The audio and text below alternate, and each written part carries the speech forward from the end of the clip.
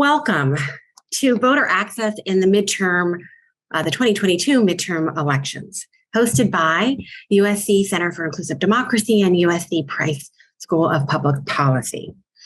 Welcome to those of you who have joined us on Zoom, but also those who are viewing our live streaming on Facebook Live, LinkedIn, Twitter, and YouTube. So many platforms now. This webinar, just to note, is being recorded. It will be available later on our websites. It'll go out to people who've registered, so you can share at your leisure, at your interest going forward. We have a full agenda. So I'm going to go ahead and jump in. We are joined by, of course, an esteemed panel. I'm going to give a presentation in a moment and we'll actually transition into our panel, but I want to certainly name them up front. Jed Choate, Director of Elections of Colorado, State of Colorado. Jesse Harris, Senior Deputy Elections Director of Georgia, and Adam Ambrosi, Senior Director for Voting and Elections at the National League of Women Voters. So all of you should have received their bios in the registration process, but we'll also put them into the chat. So you have those again.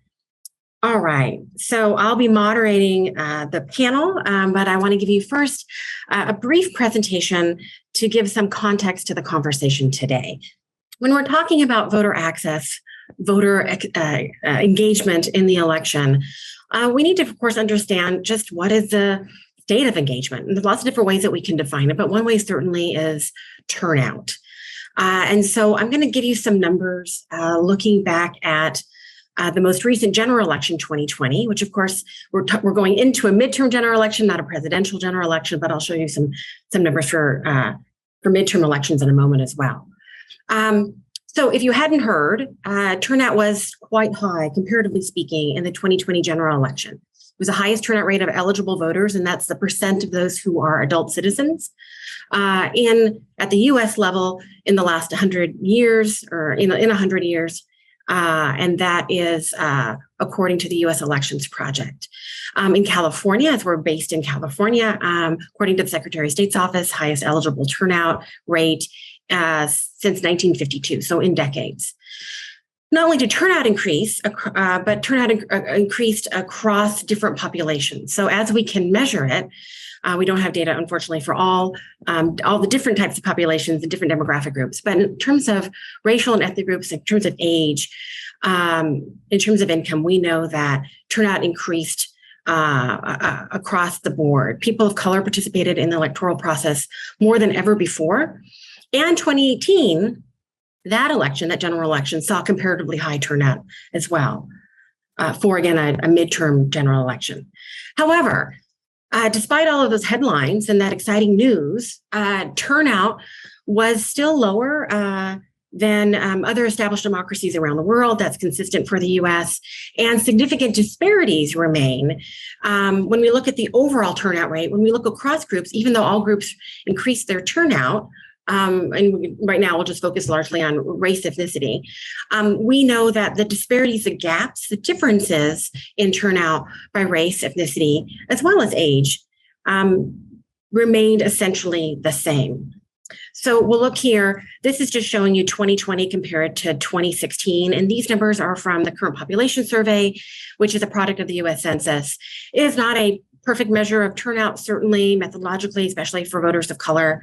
But it is the commonly used source for being able to track turnout over time and across states. So that's what we'll use for today's purposes. And you'll see on the right-hand side, the total turnout, right? Eligible turnout.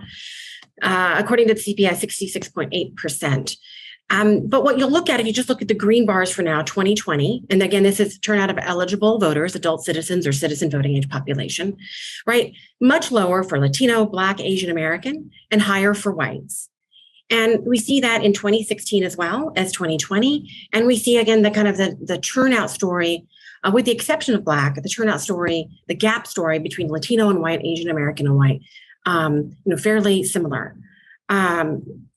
Here, we're going to look, just going back. I don't want you to kind of jump into all of these numbers for today's purposes. I just want to show you that that disparity story is the same going back even much farther than this chart will allow us to do, which is 1996. So on the far right is 2016, 2020, the same numbers I just showed you in that blue and green bar chart. And where the numbers can be higher and lower, right? Higher turnout election, lower turnout election. This is, again, presidential general elections. The story of disparity is roughly the same, with the exception of Black turnout being receiving a jump there in 2012, being higher than white turnout, at least according to the CPS data. But then a large decline in 2016, a large increase or an increase in 2020, but still coming off of that very large decrease in 2016 versus 2012. Next chart, just to show you midterm elections. Again, midterm general elections, the numbers are lower overall because turnouts usually typically lower than in midterm elections than certainly presidential years. But again, that story of disparity similar across time. So significant disparities are present in U.S. voter participation turnout rates. They are entrenched in our electoral system, and there are many factors that we have to acknowledge, of course. I mean, today's webinar is not about this specifically, but just to note, of course, there were many factors, many predictors of low turnout. One is the level of outreach and accessibility that people have in an election. And we know that there are significant disparities. It's not an equal playing field, if you will, in terms of the level of outreach that different groups get across our political landscape and across the country, across states. So some groups are more likely to get outreach efforts, to be contacted by campaigns, to be asked to vote, to receive information, even registered voters amongst different groups, especially race, ethnicity, but also age and income, will report, right, not having heard from a campaign or candidate. Our electoral system is designed where largely the elements that are doing by far bulk of the engagement of voters or potential voters are campaigns and candidates. And they, of course, are strategically, maybe understandably so, right, looking to not get every voter, but looking to mobilize voters that are likely to vote for them and just the number that they need, right, in terms of winning. So that means that there are whole groups that don't fall into that likely voter model, that don't get as much outreach and education, again, even registered voters. And of course, we have tremendous efforts across the country, nonpartisan, nonprofit outreach efforts, but they're fighting an uphill battle, always have been, in terms of trying to fill those gaps, the inequitable landscape in terms of outreach. And I'm largely talking here about, again, campaigns and candidates and nonprofit groups. But of course, today our panels will talk about what election officials are able to do and are doing to try to reach as many voters as possible. So turnout disparities produce a non-representative voting electorate. What do I mean by that? Because of those gaps in turnout that I just showed you in the previous charts, because not all groups vote at the same rates, it means that and that's consistent across elections, that means in any given election, whether it's high or low turnout, the actual pie of voters, those casting a ballot, their share, the makeup of that pie of voters isn't representative of the overall population. It's generally speaking, older, wealthier, whiter than the overall population. And that varies across states, certainly in terms of what that makeup is, but that's a general consistent story. And of course, that has real outcomes, real consequences or implications for decisions around who gets elected, right? Policy outcomes in communities, not having as much of a say in terms of the system, and the system not reflecting fully, right, the needs of everyone in their needs, desires, preferences, and so forth. So what does the congressional map look like? Because I'm just going to touch here a little bit on the battle for control of Congress, because of course that's on the minds of many people. Just a quick note, if you didn't know, midterm elections are historically bad for the president's party. Since the Second World War, the president's party has lost an average of 26 seats in the House, average of 4 seats in the Senate, but fewer swing districts than we had decades ago, fewer crossover districts, right, where a member was from a different party than the presidential candidate who carried the seat. I'm not going to talk about some of the analysis or predictions about who's going to win. That's not our goal today. But I do want to just emphasize how many seats are actually competitive, as has been determined. So one source, there's lots of different sources, but one key trusted source is the Cook Political Report. And they do an analysis, as many of you may know, ranking or rating House seats and Senate races in terms of competitiveness. So for the House, out of 435 seats, in this election, as of their most recent analysis, 84 are considered to be competitive as they define that. So it's likely Democrat, lean Democrat, or toss-up Democrat, and then the same for Republican, toss-up, lean, or likely. Of the kind of four middle ones, the lean Democrat and toss-up, and lean Republican and Republican toss-up, there's just 58 that fall into those categories. But you can see they're from districts across the country, states such as Arizona, California, Colorado, Illinois, Michigan, North Carolina, Arizona, Florida, New York, and so forth. And here's a map just to emphasize that. So again, here what we're looking at is the competitive districts. So the kind of grayed out or those toss-up, the light red or the light blue are those lean Democrat or lean Republican, member totaling 58 there. And you can see those whole swaths of the country, right, that don't have a competitive district, right, as has been determined through analysis. And what that means is, of course, that competitive districts get a lot of attention, a lot of resources, often very much so from other places around the country that pour into those competitive districts. Again, part of that battle of control of Congress. And that money, even though it may be frustrating for many people locally, that money, that attention, that time, that media coverage, right? People are fighting, not for every vote again, but they're fighting for more votes. And that can impact turnout. But when we have whole swaths of the country that are not receiving that, at least when we look at congressional races, we don't see that being a driver, right, as much for turnout. And again, I mentioned earlier, one of the major factors for turnout can be how much outreach and right a voter gets, but also competitive districts, right, flow into that as well. Okay, and just at the Senate, not to neglect that, according to Cook Political Report, again, 10 seats, 5 Dem and 5 Republican Senate races in Arizona, Colorado, New Hampshire, Georgia, Nevada, Pennsylvania, Wisconsin, Florida, North Carolina, and Ohio. And I should note, because we are based in California, the battle over the control of Congress, if you will be fought right here in California. It always is. So of the 84 competitive seats, or 58 very competitive seats, 7 are in California, just listing them there for informational purposes. But again, really our point in noting all of this is to say, as we think about competitive races and we think about the attention that probably many of you on this webinar are paying to these races, we also have to think about the flip side in terms of non-competitive races, people's voice, people's ability to have a say in those races, right, to be part of the electoral process. All right. Thank you very much, everyone.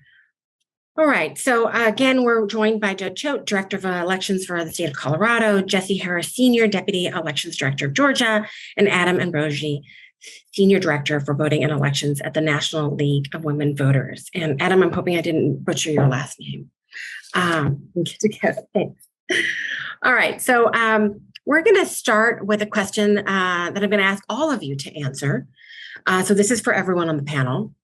And I'll just go in order. So Judd first, and then Jesse, and then Adam. So as you see it from your perspective, what is the state of voter access in the 2022 midterm elections? And we can focus on the November election going into that. So what do you see in your state, nationally, in terms of voters' ability to access the voting process? Give us an overview if you can. Judd? Well, first, thanks, Mindy, for the invite to be on this panel. I really appreciate it. And obviously, it's great to be on with Jesse and Adam, who I have a lot of respect for. They do great work in this area. So let me talk to you a little bit about Colorado. I think I feel pretty good about where we are in Colorado. We've had very few law changes or policy changes over the last 4, even 8 years that would reduce the likelihood of people registering to vote or participating in the election. And I think you sort of touched on this too, but I always think of it as sort of a 2-part process. You got to get them registered first, then you get a ballot in their hand. And the registration is sort of the gateway drug to voting.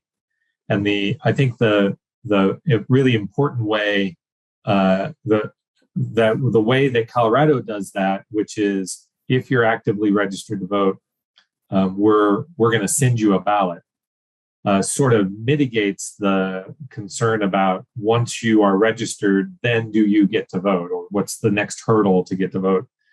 And so I think we're pretty proud of that, and I think that the fact that we can get ballots in people's hands as active registered voters puts us in a very good position to maintain, our status as a pretty high registration and turnout state. Nationally, it's a little rougher, and I have to tell you that there are some concerns in some states that have sort of retrenched on a couple of these very important ideas.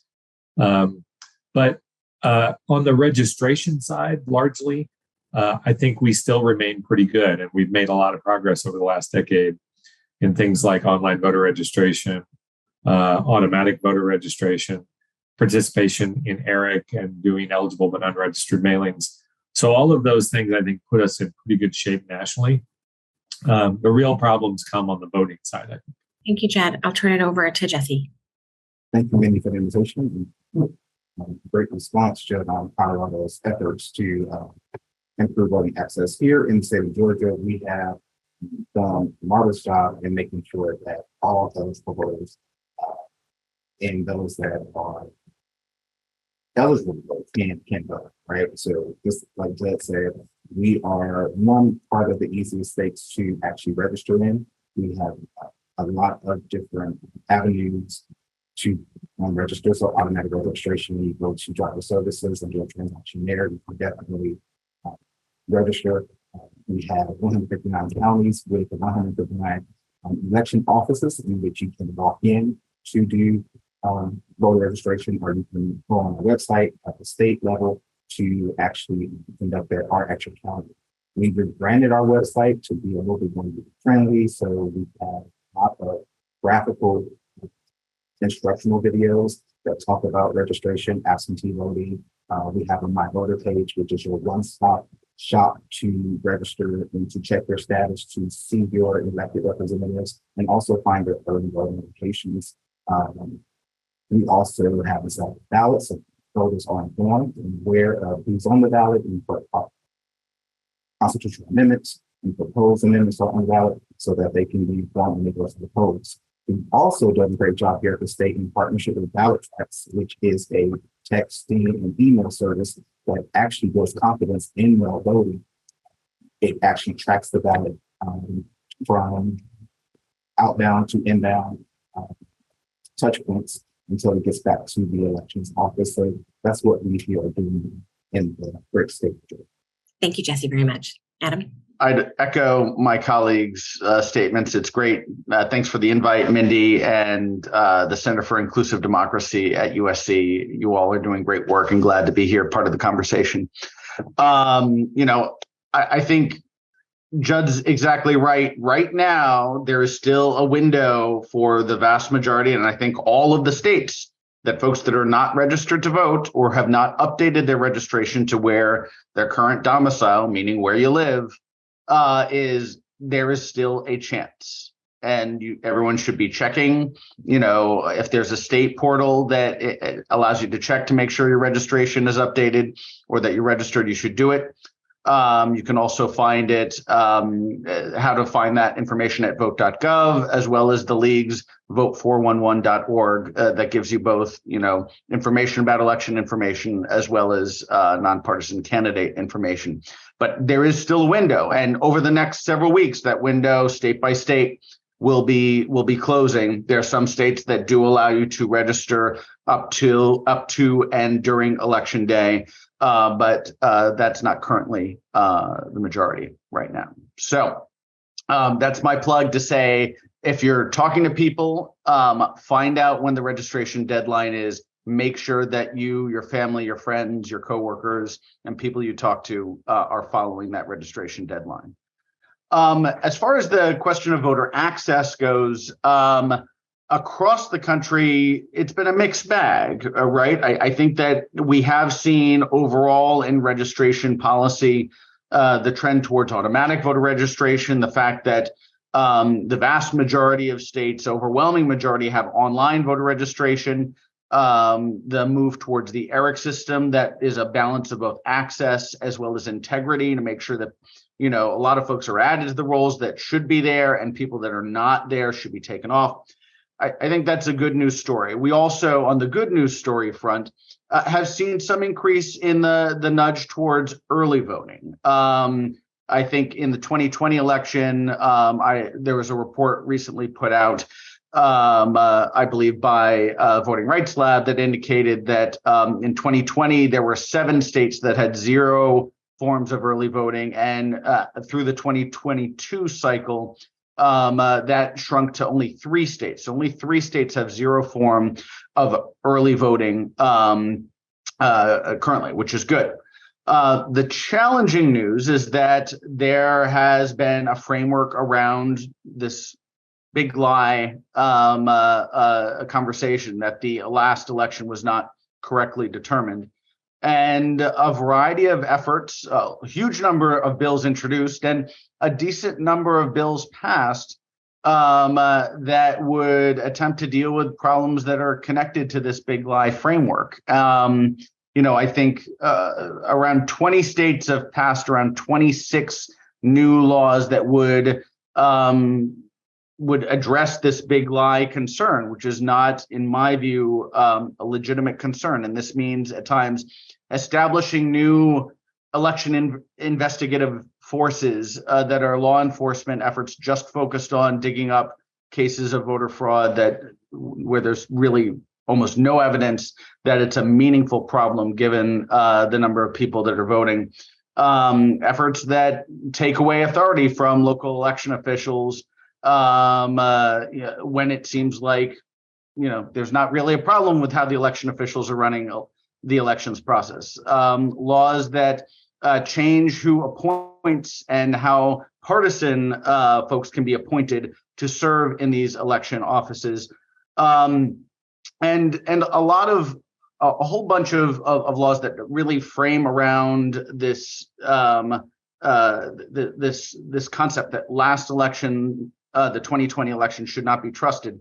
And in my view, it's scary, it's dangerous, and implementation obviously matters. We'll see how these laws are implemented, but they do run a risk for voter access in the 2022 midterms and beyond. Thank you all very much. Move on to the next question, and this is for Jesse and Judd, and we'll take it in that order. Jesse, most local election officials see their responsibility as running a safe and secure election and providing good customer service or good election administration. They don't necessarily see their main job as increasing voter turnout or eliminating voter turnout disparities. How do you see the role of your office, at the state level in impacting turnout? Jesse? Yes, so Mindy, you're absolutely right. I actually made this reference during my talk at USC earlier September, right? That local election officials are busy with providing the conduct and administration of elections. And by the time it gets to, let me think about voter education, let me think about outreach initiatives. We're preparing for the next election, right? And so it's kind of challenging in that way. So at the state level, what I see my role here as is more so on the preparation side of things that would impact or indirectly impact voter turnout and voter access, right? And so that would be making sure that our local partners have the tools and resources in which they need to be successful to run secure and fair, safe elections, providing that good customer service quality through training, and also managing those key performance indicators through their comprehension and through their performance of that task. Also coordinating with federal partners to make sure that we are substantially compliant with any DOJ, HAVA, ADA compliance, right? And preparing those reports and making sure that we're timely with sending ballots for our overseas military and citizens. Also, I definitely see my role as here at the state and also in our office, making sure that counties are well prepared and training and trained, if you will, for logic and accuracy testing, equipment allocation, making sure that they have enough equipment for each polling location, for advanced voting, and for election day, as well as ballot proofing, and also public outreach and making sure that public participation is at the forefront of these processes and preparation strategies. And I think that would probably be a couple of things here at the state that we are responsible for, that we make sure that we do effectively and efficiently to directly and quote unquote indirectly impact voter access. So answering the question, I think you've accurately sort of assessed the problem of involving the local elections officials in the registration process. They really in Colorado, and I think largely around the country, there is a distinction between the election administration process that happens at the local level and the election policy process that happens at the state level. And there really is sort of that line between the two. It doesn't have to be there. And I think many local jurisdictions, like our metro counties in Colorado, have their own sort of voter outreach policies. They do some mailings to voters to get them to update their voter registration, maybe even reach out in various ways to potential new voters. But for the most part, they're sort of on the elections administration side. They're trying to make the ballots run, ballots get produced, the polling places open, get people through the registration process who have sort of volunteered their way into that system. Really, the policy side, the part that is more active in the encouragement of voter registration, is more at the state level. So Colorado does a number of things along those lines. Like we've discussed before, automatic voter registration, online voter registration, participation in ERIC and elsewhere. I would encourage your attendees to look at a couple of different sources that have very good information on these kinds of topics. And the first one is electproject.org. This is the longstanding source that all of us go to for the universe of people who could vote in a given election. So the eligible class of turnout. So the eligible way of thinking of turnout. That's a great source for that. You can sort of see historically where your state falls in the process of getting eligible people registered and turned out.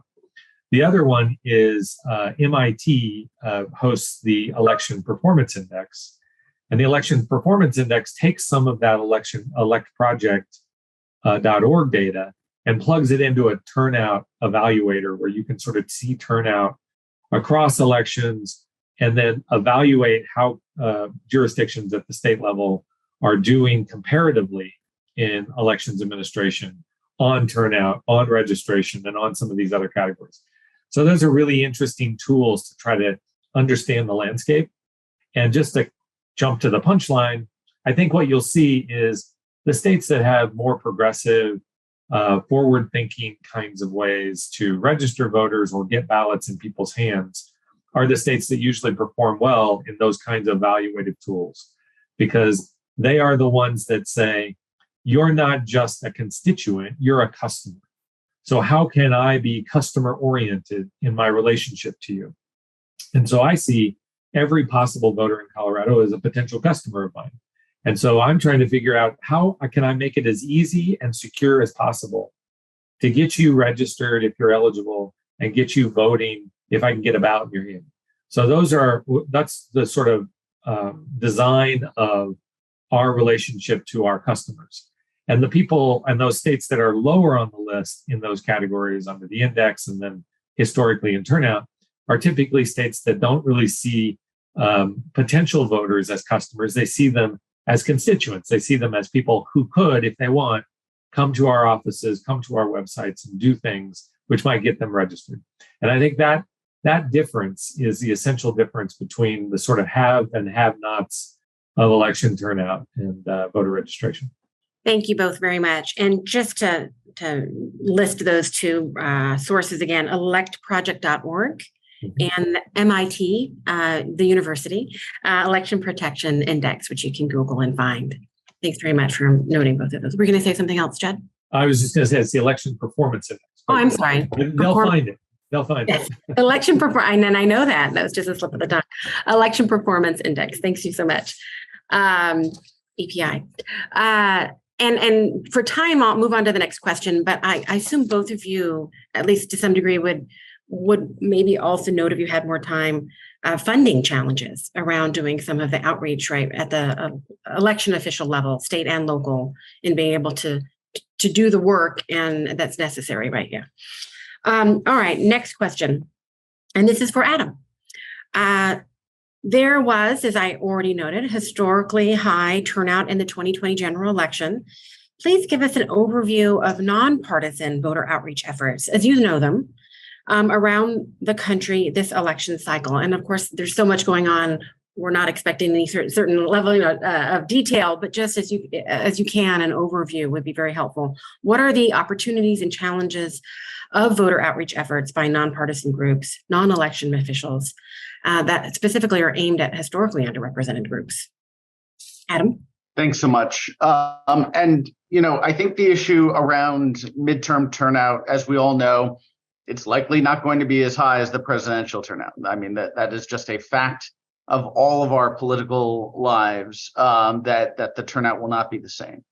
The hope is always that we make that midterm more representative than it has been in the past. And that it includes increasing folks that generally don't show up, communities of color, folks on different income ranges, voters with disabilities, military and overseas voters, trying to figure out ways to ensure and increase the participation. And that really is the goal of nonpartisan GOTV. Whereas, parties may look at the next most likely voter on their list that will vote for their candidate or their party. The goal of voting rights groups and groups that are doing nonpartisan GOTV will be looking to increase turnout of voters that have not voted traditionally in the past and inspire that work. It's both tough to do, and there have been some interesting examples of states surging turnout in the last couple of years. So if you're in a state where there hasn't been a huge turnout, there are possibilities of making bigger progress than you've seen in the past. For example, in 2016, Hawaii had one of the lowest turnouts in their presidential election. From 2016 to 2020, there have been a lot of changes across the board in the effort to engage and improve how Hawaii runs elections through its state laws, how the election administration process is run, how local civil society and voting rights groups engage with their public, and how institutions really call on the public to engage and participate in the process. For example, the state Common Cause and state League of Women Voters chapters worked like crazy to inspire folks to show up to vote in the 2020 presidential election. There were also groups such as that were really local to Hawaii, the Surf Riders Association, which obviously you can't find in Iowa and other places, but are local heroes and are folks that all the young people really look to. They showed up and promoted the vote. The hula schools, which again, you don't find that in Rhode Island. The hula schools did voter registration drives and engaged in that way. And for the 2020 election, there was Hawaii was one of the highest turnout states. They went from one of the lowest to one of the highest. And it was a combination of good and smart state laws that increased turnout, good election and better election administration that they've had in the past, better and good public information. All of those things are super important. There are other examples in California. There are really effective tables that can connect election administrators and voting rights groups. The California League runs the Future of California Elections currently, and that's a table where election administrators, state officials, and voting rights organizations work to understand how elections are changing in California, how to improve turnout, and improve how the elections process works. And so that example from the California League and from FOS, the Future of California Elections, is one really good example.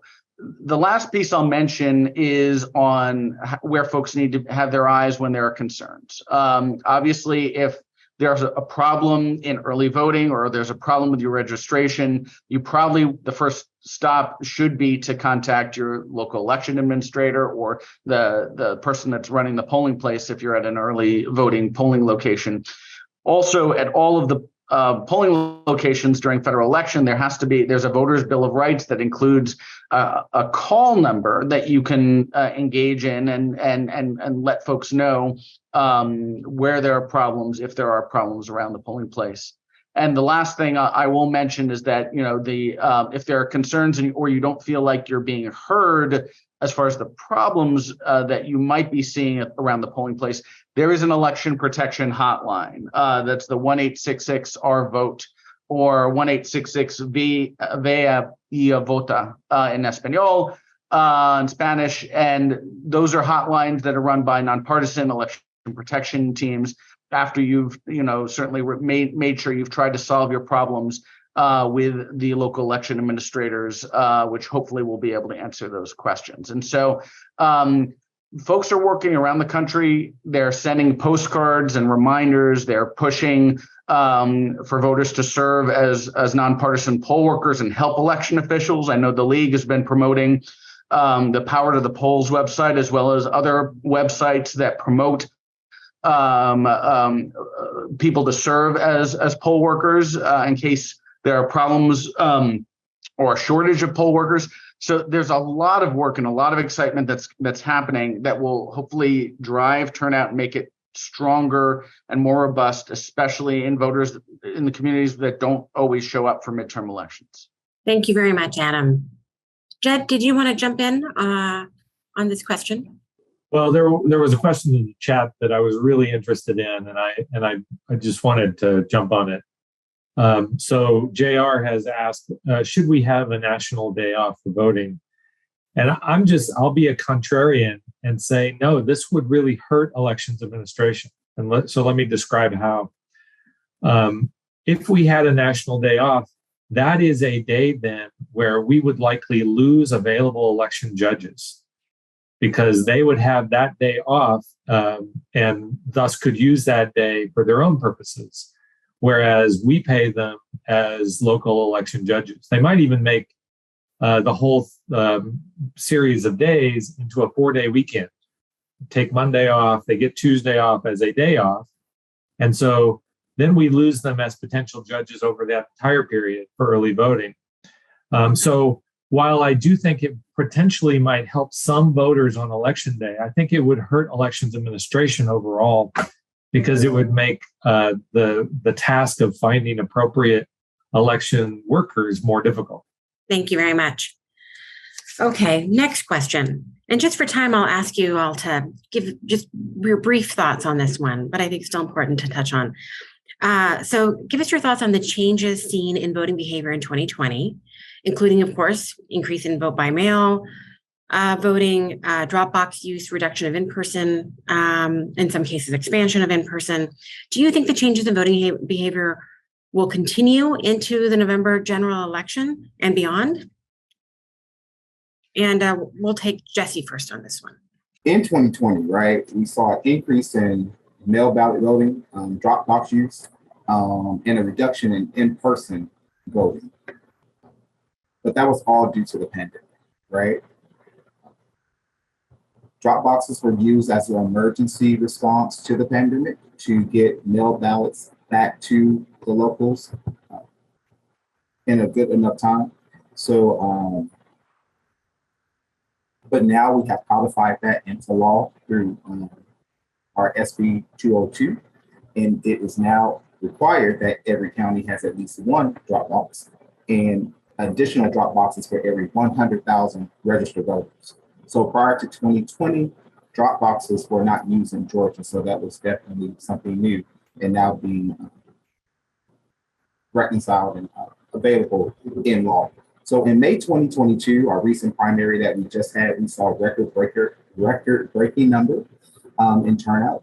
So that definitely shows that we are past or beyond the fright or the scare of the global pandemic, and COVID is somewhat behind us, right? And so we do see Georgia returning back to its roots, or returning back to how it prefers to vote, and that would be our 19 days of early voting, give or take, if counties allow for Sunday voting. But we have required mandated early voting hours in days that actually starts October 17th and run to November 4th. And it has to be at minimum 9 to 5, Monday through Friday, and then the first and second Saturday of that, and then Sundays are optional. So we definitely see the behavior changed once we were federally allowed to take off our masks or unmask, right, and get back outside. Voters are choosing, Georgia voters that is, are choosing to come back and participate in early voting. Thanks very much, Jesse. Adam? I'm thinking of Judd's comment about the customer service approach that I think more and more election administrators are trying, if they have time, if they have staff, if they have resources, are interested in doing. You know, I mean, when we're thinking about running government in ways, whether it's like a business or like essential services, you want to try to find ways to make sure that whatever you're doing in government, it's as easy as possible for the public that's receiving it, that involved with taxes, with paying bills.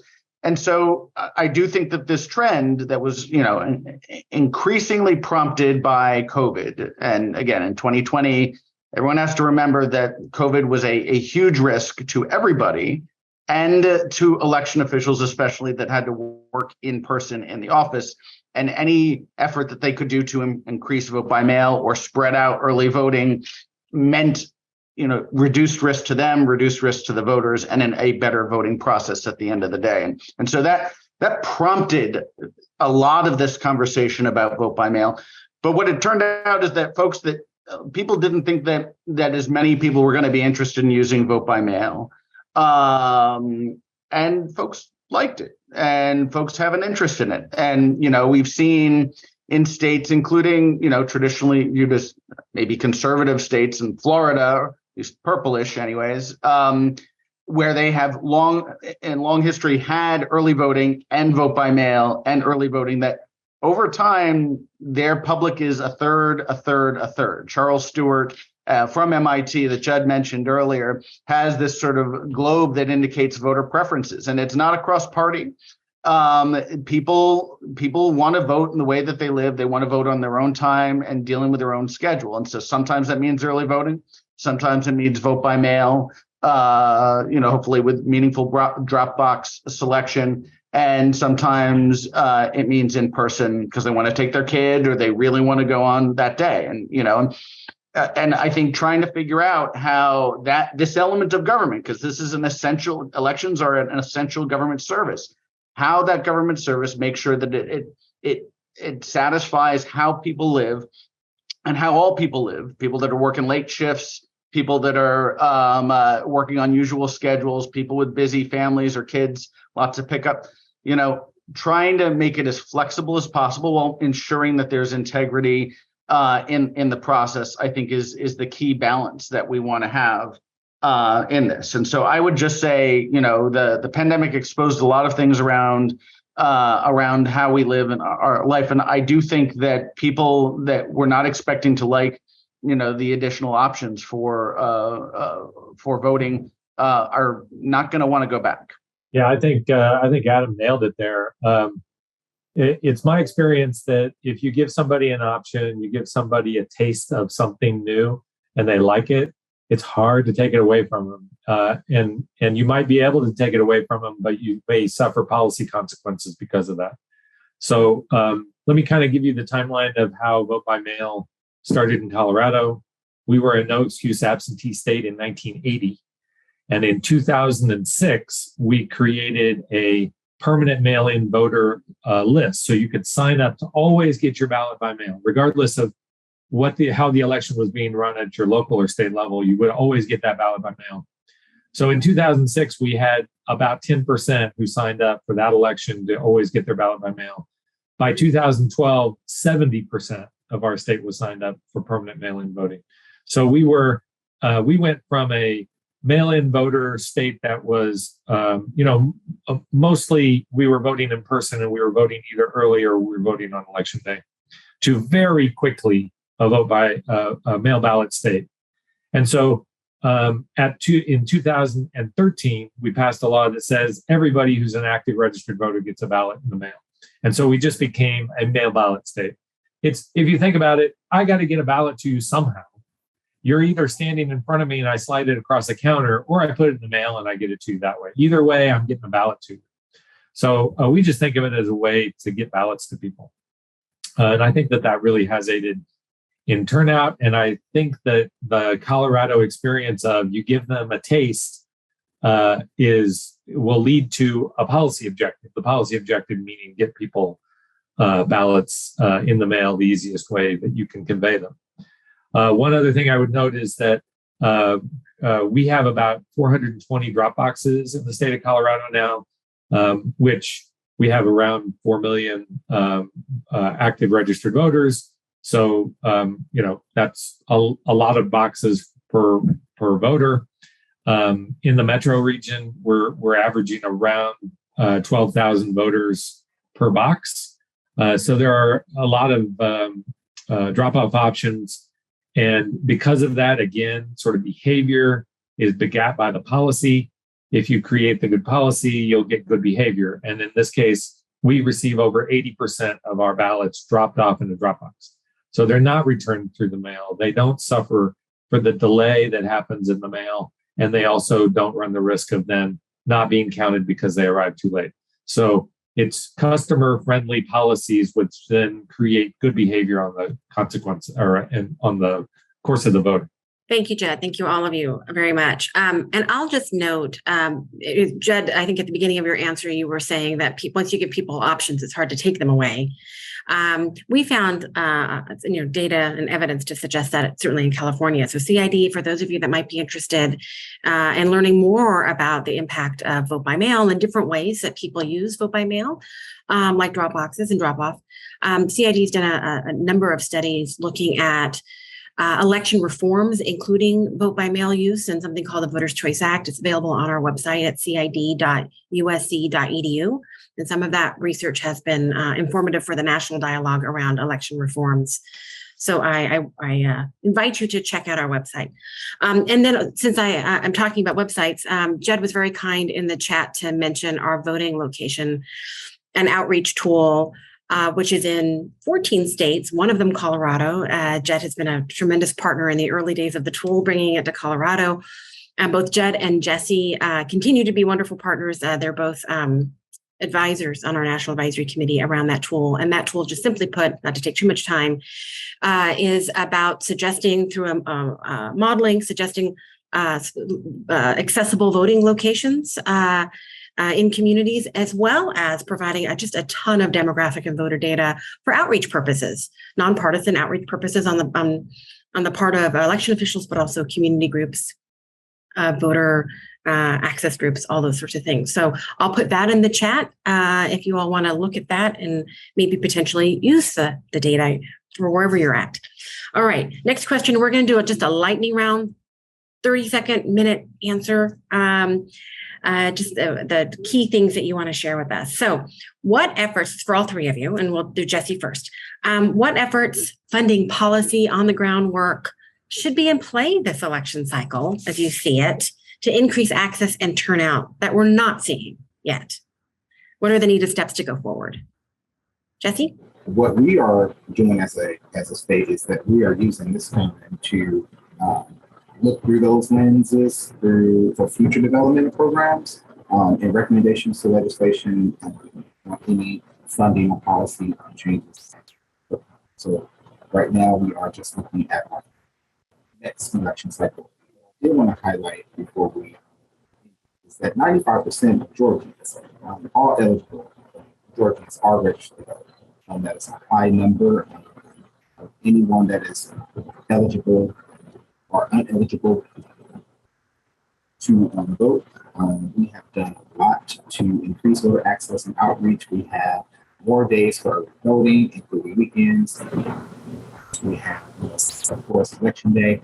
We have growing voter hours, so that's something that Georgia is planning to do for future election cycles.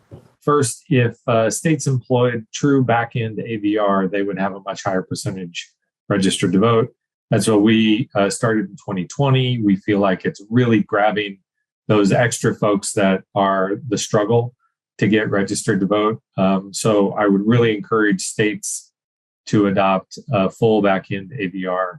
It hits that gap of the folks who are in front of a person at the DMV, but because they are complicated, because they have something that slows that transaction down, they don't get that opportunity to register to vote. But that all happens back in now in our state. And those are the people that you struggle to get registered anyway. So AVR is a real an opportunity for states. And then the second thing is we just have a brand new census. And so it's a really easy process right now. It's much harder as you get away from the census. But if you take the census tract data and compare it to your voter registration data, you should be able to spot portions of your state, portions of your city, portions of your county where you have the lowest percentage registered to vote and lower percentage turnout. And those are where you focus your energy. So that's what a county can do. That's what a state can do. And these nonprofit groups, instead of doing mass mailings to everybody who seemingly looks right to meet your designated criteria, focus your energies in these localities where you can see underrepresented folks that could register and could vote. I'm going to turn it over to Adam, but I will note something.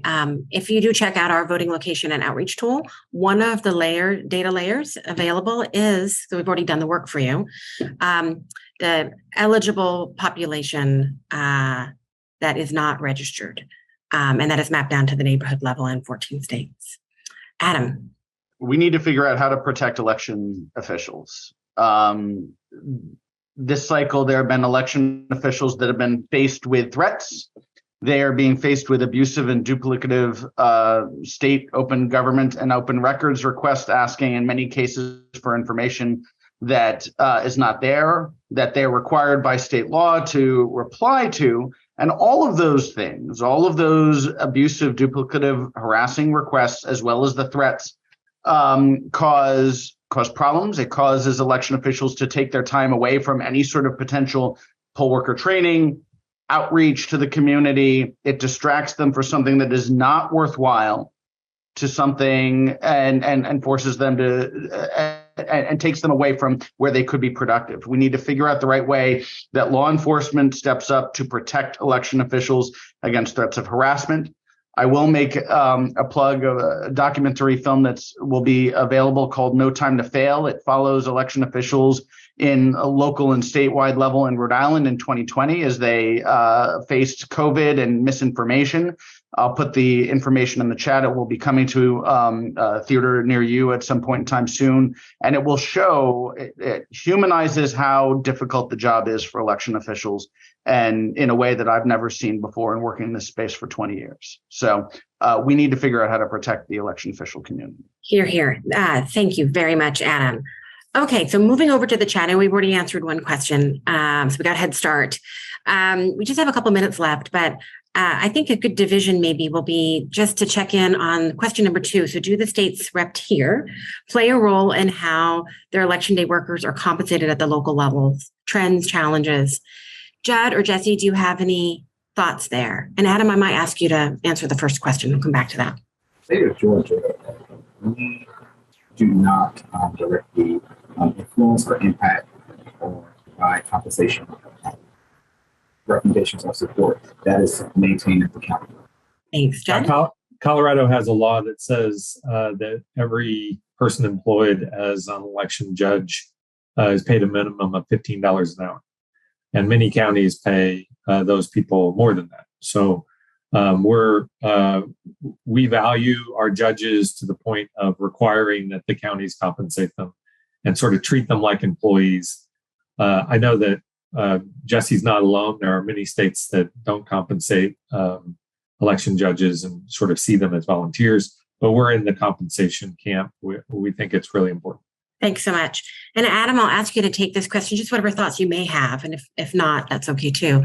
It is, which state is most likely to see the biggest judicial hiccup over ledge manipulations just in time for ballot count verification deadlines? Why that state? Do you have any thoughts there? I'm going to call the state, but I will say that provisions that we've seen in the past about making sure that election officials can count in advance submitted vote by mail ballots as appropriate so that they don't have to wait till the end, the close of election day, as we saw in 2020. Those things obviously cause a delay in the vote count and cause all sorts of concerns about what's emerging from that. So finding ways and promoting ways that the election officials can quickly with appropriate and deliberate speed do their vote count and make sure that all the records retention and chain of access rules are followed so that there's no question that the vote was what the vote was.